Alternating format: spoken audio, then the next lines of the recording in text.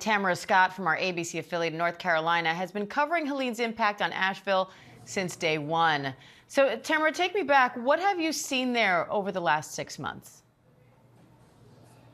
Hey, good morning, Diane. Yeah, thanks for having me here. I mean, just put it in a couple of words: devastation and determination. As you mentioned, I was here day one when the storm came through. We did several live shots with you guys coming in and showing the rain and the flooding.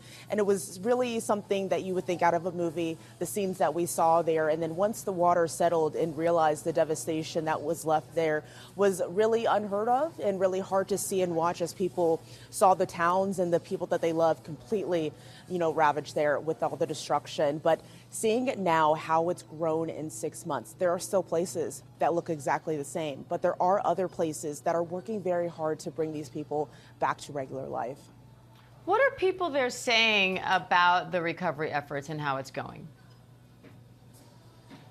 It's been a mixed bag everywhere, depending on how devastating the storm was in the area. There are a lot of people who are making their way, feeling back into regular life, but there are still a lot of struggles coming from the governmental aid side of things with FEMA and funds and all of that. So there are people still waiting on for that money. And currently people living in tents and in campers right now, waiting for their homes to be built. I did get a chance to speak with one family in a small town, Swannanoa, just about 15 minutes outside of Asheville, one of the hardest hit areas, and they are living in that situation. Their kitchen is made up of a tent, made of a tarp, and they're keeping all their groceries and toiletries in that one place.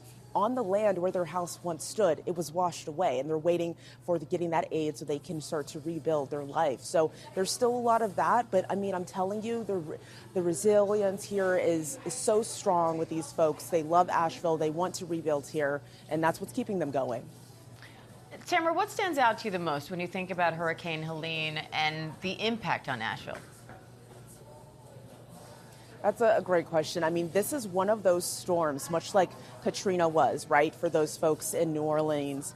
This is going to change this area for decades to come and for several generations to come. There's a lot to be rebuilt here. There's a lot of communities that may never look the same again, but it's going to really be up to the folks here and the help that comes in to feed into that hope and that resilience to get it back up and running. And I have no doubt that they will, because these people, although they've lost everything, they have so much hope, so much love for where they live, and that's what's going to keep them going. And they want everyone to know that Asheville is open. Come and visit. Their tourism is what helps and keeps them going. So that is what they want folks to know, that as they're growing and making new, that they want you to be a part of it too.